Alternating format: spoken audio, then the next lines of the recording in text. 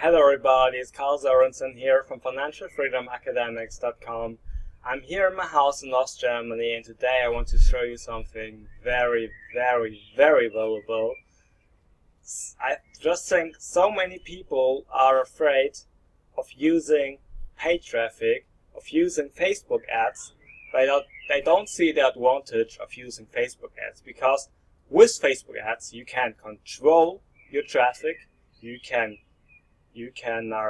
track your traffic, and you can scale it to the sky. You just need a good offer, a good audience, and you need to you need to create a good ad. That's it. It's totally an autopilot. You just see what you generate, how much money you generate, and then you just scale it to the sky. That's it.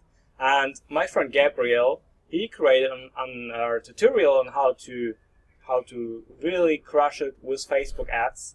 And also JK, a friend of mine, and myself, we created our free workshop. We created a free training on how to turn your $5 a day into a six-figure business on autopilot.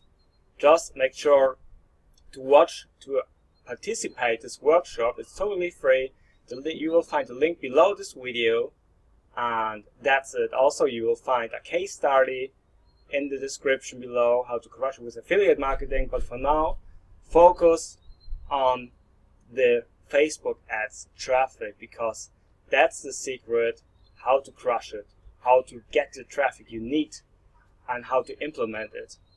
You will find everything in the workshop. But for now, watch the training my friend Gabriel created, and take some notes, ask some questions. You can ask everything in the comment area below, and most important, take action. So now have fun with the tutorial.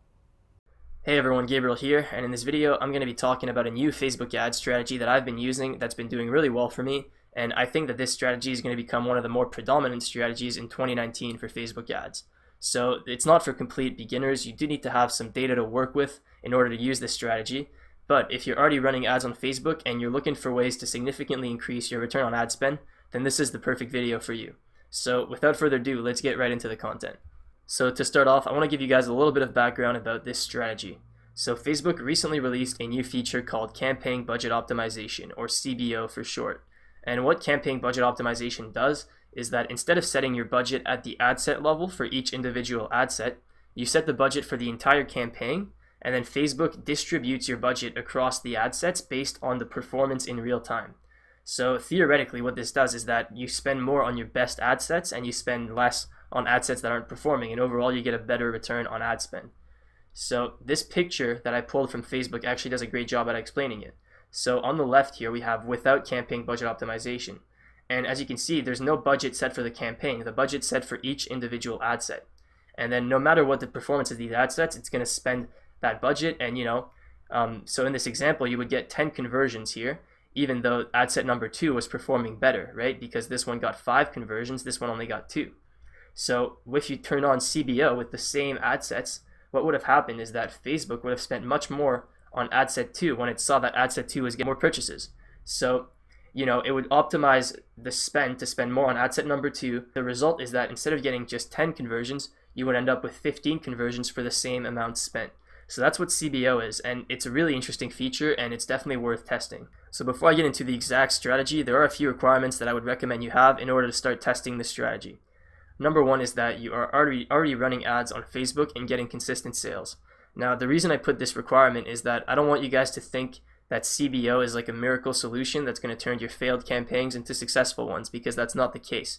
What CBO will do is it'll increase the profitability of your already successful campaigns, right? So you'll get a better return on ad spend on your campaigns that are already doing relatively well.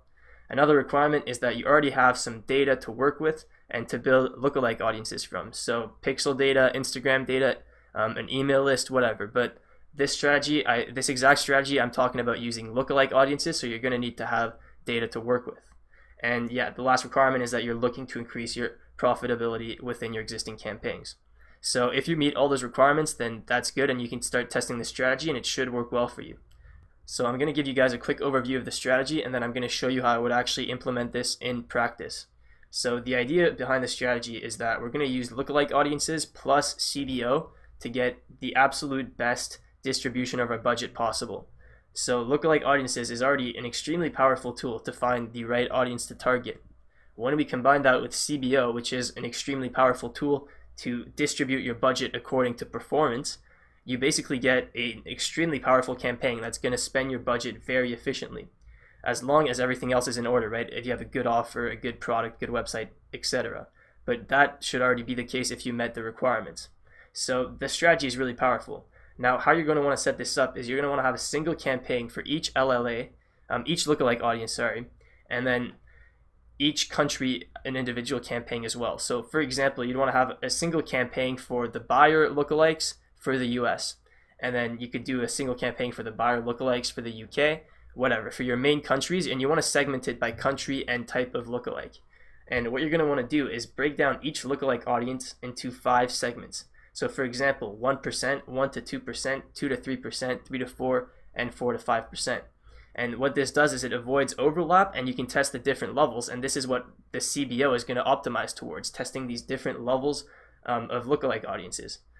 And yeah, you don't have to do 1%, 1 to 2%. You can also do 2% increments. So you could do 2%, 2 to 4, 4 to 6, 6 to 8, and 8 to 10 if you're targeting a country that has a smaller population and you want bigger audiences. But that's the general idea. You're going to break each lookalike audience into 5 segments, put it into a single campaign, turn on CBO, and then have a budget of about $100 to $250 to start off, and let it run and let it optimize. And this usually works really, really well because it lets Facebook find the absolute best spot to spend your budget within that lookalike audience. And you can just let it optimize, let it do its thing, and every 2 days, if the campaign is profitable, you're going to want to double the budget so that you get the most out of this campaign. So that's the overview of the strategy. It's not complicated, but you do need to have some data to work with. Now I'm going to show you guys how to set this up in practice if you've never set up CBO and lookalike audiences. So just to show you guys an example, this is a new campaign that I've been testing. I launched this today. And as you can see, I'm using the exact strategy. So in this case, it's a 95% video viewers lookalike to the United States. And what I've been doing is I just broke it down into 5 segments. So 1%, 1 to 2, 2 to 3, 3 to 4, 4 to 5. I turned on CBO. So as you can see, it says right here, using campaign budget. And I set the budget to $100 just to test because this is a new campaign and I wasn't sure how it was going to turn out. But as you can see, it's already doing pretty well. So it's got a cost per purchase of $9, 2.37 ROAS. And as you can see, it found that this 1% lookalike, which is kind of expected, this 1% lookalike was doing the best. So it started spending a lot more towards this one, right? It spent $23 towards this lookalike and only like $6 to all the different ad sets. So if it only spent like $6 on this one, I probably wouldn't have gotten these 4 purchases here. So, as you can see, it's optimizing towards what's giving me the best performance. So now I just want to quickly show you guys how to set this up in practice so that you can do it yourself. So first off, you need to create some lookalike audiences if you haven't already, and to do this, you need to create some custom audiences. So what you want to go is you want to go to your asset library by just clicking the menu and then going to audiences, and then create a custom audience. And this custom audience is going to be the seed for your lookalike audience. So if you want to make a lookalike of your website visitors, you need to create a custom audience of your website visitors first, and then use that to create the lookalike. So website traffic, and then all website visitors in the last 30 days, sure, and then you'll name it something according to what the audience is. So in this case, I'd call it WV30, website visitors in the last 30 days. Create that audience, and then you need to let it generate itself. So this takes a bit of time to populate. You can still create the lookalike audiences right away, but it needs to populate properly before you can run ads to them. So I'm just going to show you. So you go to create audience, lookalike audience, and then as your source, custom audience that you just created, so WV30. And then the location for this strategy, you want to use 1 country per campaign. So a good one to start off with is obviously the United States, so location, United States. And then audience size, this is where you're going to segment your lookalike audience into 5 different pieces. So you go to show advanced options, number of audiences, and you go to 5. And then you would just want to drag this so that each audience is just 1%. So I'm having a hard time there. So yeah, drag this here. And there you go. And now as you can see, each audience is the same size, and there's going to be no overlap between those audiences. You don't want to just do 1%, 2%, 3%, because there's going to be overlap. So if you do this and you do CBO this way, there's going to be absolutely no overlap, and Facebook is going to be able to optimize the delivery to the best segments of your lookalike audience. Usually the first ones will do better, right? 1% will be the best, 1 to 2%, but that's not always the case, and that's why this method works really well. So then you just press create audience, and then you just wait a little bit. You want to wait till all those audiences are created and generated. So you should have, the size should be bigger than below 1,000, right? So once you see a proper size number, that's when you know that that it's ready to advertise. So once you've created your lookalikes, now you can actually set up the campaign. So I'm going to show you step by step how to do this. You just go to create, and then campaign name, you would call it something like WV30 US CBO.